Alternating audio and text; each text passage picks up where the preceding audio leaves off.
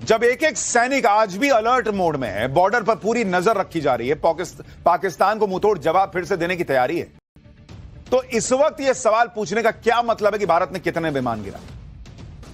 यह सब देखना सेना का काम है और वो ये देख भी लेगी।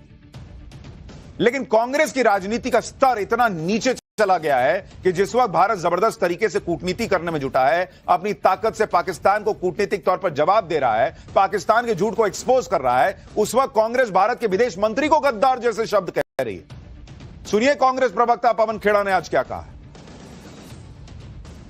जयशंकर जी खुद प्रेस एजेंसीज को सामने बैठाकर और खुद बता रहे हैं कि हमने पाकिस्तान के आतंकी ठिकानों पर हमला करने से पहले पाकिस्तान को सूचित कर दिया था। अब यह सूचित करने का क्या मतलब होता है? इतना भरोसा है आपको आतंकियों पर कि आप सूचित कर देंगे और वो वहीं रहेंगे या वो चुपचाप बैठेंगे? यह भरोसा है आपको उन आतंकियों पे? रिश्ता क्या है आपका? कैसे आप बोल रहे हो उनको? क्यों बताया आपने उनको? और इसको आप क्या कूटनीति कहेंगे? ये डिप्लोमेट रहे हुए हैं। आज जो देश के विदेश मंत्री हैं ये एक राजदूत रहे हुए हैं, आईएफएस ऑफिसर रहे हुए हैं। क्या इसको कूटनीति कहते हैं? माफ कीजिएगा, हमारी देहाती भाषा में इसको मुखबिरी कहते हैं, इसको कूटनीति नहीं कहते। ये मुखबिरी है, ये अपराध है, ये गद्दारी है। और उसके बाद लीपापोती। विदेश मंत्री को गद्दार कहना और उस वक्त कहना जब युद्ध जैसी स्थिति बनी हुई है, तो विदेश मंत्री दुनिया में जाकर पाकिस्तान को एक्सपोज कर रहे हैं। उस वक्त कांग्रेस इस तरह की पॉलिटिक्स कर रही है। पाकिस्तान क्या बोलेगा भाई? बोलेगा देखिए ना, कांग्रेस वाले तो कह रहे हैं कि वहां का विदेश मंत्री गद्दार है। और वो विदेश मंत्री जब दुनिया में कहेगा कि पाकिस्तान देखिए क्या दो कौड़ी का देश है और क्या क्या करता है, तो उनसे किसी ने पलट के पूछ लिया कि आपकी कांग्रेस पार्टी तो कहती है कि आप ही गद्दार हैं। क्या स्थिति बनेगी सोचिए आप। कांग्रेस को यह सब समझ में नहीं आता है, इनको गद्दारी दिख रही है। पूरी दुनिया में ऑपरेशन सिंदूर का नाम हो रहा है, तो इनको गद्दारी ढूंढ के लाना है। और आप देखिए कि विदेश मंत्री एस जयशंकर आज ही यूरोप के दौरे पर नीदरलैंड्स गए थे। एस जयशंकर यूरोप के देशों से मिल रहे हैं। विदेश मंत्री एस जयशंकर के जिस बयान पर राहुल गांधी और कांग्रेस बिना सोचे समझे बवाल करने में जुटे हैं, उस बयान में ऐसा कुछ था भी नहीं जिस पर राहुल गांधी ने मुद्दा उठा लिया। आप उस बयान को सुनिए एक बार पहले, फिर आपको आगे की बात बताता हूं। At the start of the operation, we had sent a message to Pakistan saying we are striking at terrorist infrastructure. We are not striking at the military. So the military has an option of standing out and not interfering in this process. They chose not to take that good advice. तो S Jaishankar ने क्या कह दिया boss? ये बात प्रधानमंत्री ने नहीं कही थी मंच से खड़े होकर कि हम ऐसी सजा देंगे, हम ऐसा एक्शन लेंगे कि आतंकी और आतंकियों को पालने वाले, उनके जो सरगना है, उनके कल्पना से परे की सजा दी जाएगी। तो प्रधानमंत्री ने नहीं क्लियर कहा था कि हम आतंकियों पर अटैक करने वाले हैं। पाकिस्तान को यह कहना कि हम आतंकियों को टारगेट करने जा रहे हैं, यह बता देना होता है कि हम किस आतंकी को मारने वाले हैं, हम तुम्हारे किस 9 जगह पे बम फोड़ने वाले हैं, हम किस दिन फोड़ने वाले हैं। यह बोला क्या उन्होंने सिर्फ पाकिस्तान को हमने पहले ही यह बता दिया था कि हम जो है वो आतंकियों को छोड़ेंगे नहीं, इतनी बात कही। इसका तमाशा बना के छोड़ दिया इन लोगों ने कि पाकिस्तान को जैसे सब बता दिया कि तुम वहां एक काम करना, तुम जो है हाफिज सईद को हटा देना, हम वहीं फोड़ने वाले हैं। क्या कांग्रेस पार्टी कर रही है भाई? उनको दिख नहीं रहा और कह रहे हैं विदेश मंत्री गद्दार हैं। जयशंकर ने सामान्य से बात कही। अगर जयशंकर साहब को कोई ऐसी बात कही होती तो पाकिस्तान सबसे पहले हल्ला मचाता, लेकिन पाकिस्तान ने तो हल्ला नहीं मचाया। यहां राहुल गांधी अपनी पॉलिटिक्स कर रहे हैं। राहुल गांधी और कांग्रेस जो सवाल पूछ रहे हैं वो सवाल ही पूछने लायक नहीं है, सामान्य समझ की बात है। भारत का स्टैंड क्लियर कर रहे हैं कि भाई हमने पाकिस्तान को यह बता दिया था कि हम तुम्हारे लोगों को नहीं मार रहे, हम मिलिट्री एक्शन नहीं कर रहे, हम आतंकियों को मारने वाले हैं, ये ध्यान में रखना। कहां, क्या, कब, कैसे मारने वाले ये थोड़ी बताया था। और कोई अपने ऑपरेशन की जानकारी पाकिस्तान को दे देगा ताकि वहां पर कोई ऑपरेशन जो है वो ढंग से हो नहीं और उसके बाद भारत की छीछा लेदर हो जाए। अगर विदेश मंत्री की बात समझ में नहीं आई तो कम से कम राहुल गांधी और कांग्रेस को सेना की बात तो सुन लेनी चाहिए। पाकिस्तान को ऑपरेशन सिंदूर के बारे में कब जानकारी दी गई थी, यह बात खुद DGMO lieutenant general Rajiv Ghai ने बताई थी। डीजीएमओ साफ साफ कह रहे हैं कि ऑपरेशन सिंदूर के तुरंत बाद उन्होंने पाकिस्तान के डीजीएमओ को बता दिया था कि भारत ने उनके यहां आतंकी कैंप को उड़ा दिया है। सुनिए एक बार। We did attempt to reach out and communicate our compulsions to strike at the heart of terror to my counterpart in the immediate wake of Operation Sindoor, the request was brusquely turned down, with an intimation that a severe response was inevitable and in the offing. We were, of course, prepared. यानी भारत ने पहले तो यह clear कर दिया था कि हम आतंकियों को छोड़ेंगे नहीं, जो कि बहुत एविडेंट था। सारी दुनिया को उन्होंने बताया था कि भाई ये पहलगाम का हमला हुआ, हम आतंकियों को छोड़ेंगे नहीं। तो विदेश मंत्री ने कोई बहुत अजीबोगरीब अफलातूनी बात नहीं कर दी, कोई बहुत बड़ा खुलासा कांग्रेस पार्टी ने नहीं किया है। वो जबरदस्ती का माहौल बना रहे हैं क्योंकि उनको मामला दूसरी तरफ ले जाना है। और उसके बाद जब ठोक दिया तब डीजीएमओ ने बता दिया कि भाई तुम्हारे मार दिया है और आतंकियों को मारा है। अब चुप बैठोगे तो ठीक रहोगे, नहीं तो फिर फोड़ देंगे, और फोड़ दिया उसके बाद। और एक एक बात क्लियर कट बताई जा चुकी।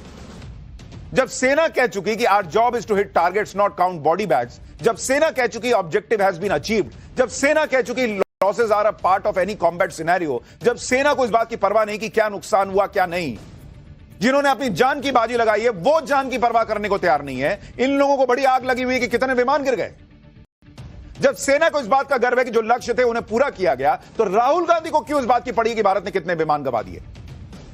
क्या इंटरेस्ट है उनका इस बात को जानने में कि कितने विमान गिरे हैं, और वो भी तब जब भारतीय सेना ने अभी तक माना नहीं है कि विमान गिरे हैं। ऑफिशियली कोई स्टेटमेंट नहीं है। उनको किसने बता दिया कि विमान गिर गए? कांग्रेस का कोई एक कांड हो तो आदमी सोचे। इनको नरेंद्र मोदी की हर चीज से दिक्कत है। अब प्रधानमंत्री मोदी ने पाकिस्तान को एक्सपोज करने के लिए सारे दलों के लोगों को मिलाकर एक टीम बनाई, तो कांग्रेस को वहां भी दिक्कत। पीएम मोदी का यह कदम कैसे मिशन पीओके से जुड़ा है और भेज रहा है ताकि वो आतंकवाद पर पाकिस्तान को एक्सपोज करे, दुनिया को आतंकवाद के खिलाफ भारत के न्यू नॉर्मल के बारे में बताए। पाकिस्तान के साथ दिक्कत यह कि वो दुनिया को बताएगा क्या कि भारत ने हमको कैसे ठोका घर में घुस के। उसने पीएम मोदी की कूटनीति तो कॉपी कर ली, लेकिन उसके पास कहने के लिए भी तो कुछ होना चाहिए। पाकिस्तान कह रहा है कि वो दुनिया को शांति का संदेश देगा। ये ठीक वैसे ही है जैसे कोई चोर डाकू कानून की बातें करे, और अगर पाकिस्तान शांति स्थिरता की बात करेगा तो उसे सुनेगा कौन उसको सीरियसली लेता है।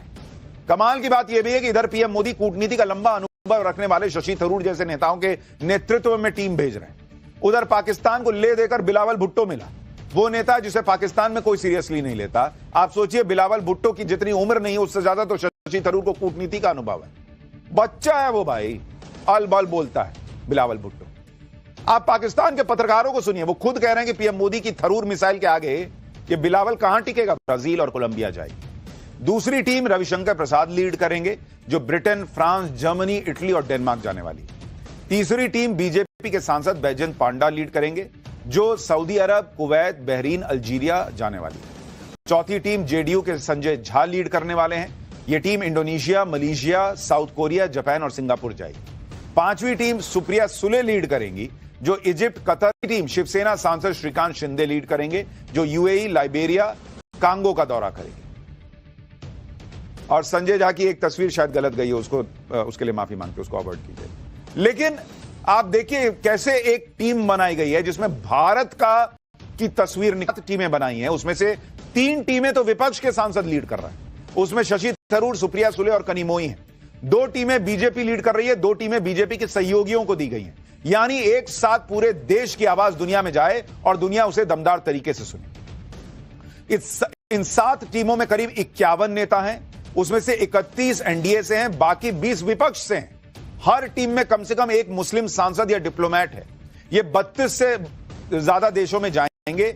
बेल्जियम में यूरोपियन यूनियन के हेडक्वार्टर जाएंगे, चीन को छोड़कर यूएनएससी के 4 देशों में जाएंगे। ये 10 दिन का दौरा होगा, जो 22 और या 23 मई से शुरू होगा, और हर टीम में 7 से 8 नेता हैं, पूर्व राजनयिक भी।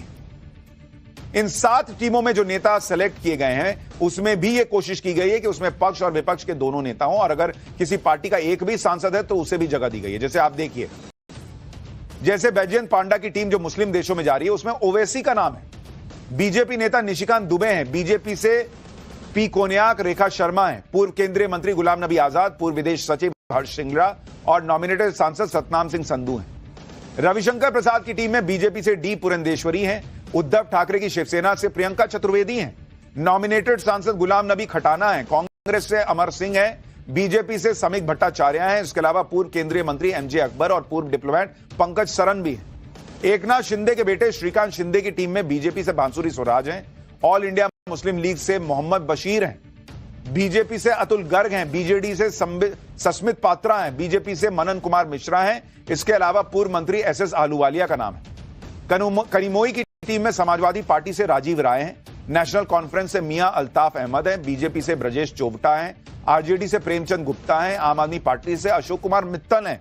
ये सांसद स्पेन, ग्रीस, स्लोवेनिया और रशिया जाने वाले हैं। सुप्रिया सुले की जो टीम है, ये कनिमोई की टीम, फोटो लग गई है, सुप्रिया सुले की फोटो नहीं है। तो सुप्रिया सुले की टीम में भी राजीव प्रताप रूडी और वगैरह वगैरह दूसरे नेताओं के नाम है। तो ये जो टीम बनाई गई है, आप देखिए सारे दल, मतलब इंडिया कह रहा है, ये लगना चाहिए, ये ना लगे कि अरे मोदी ने अपने लोगों को भेज दिया बोलने।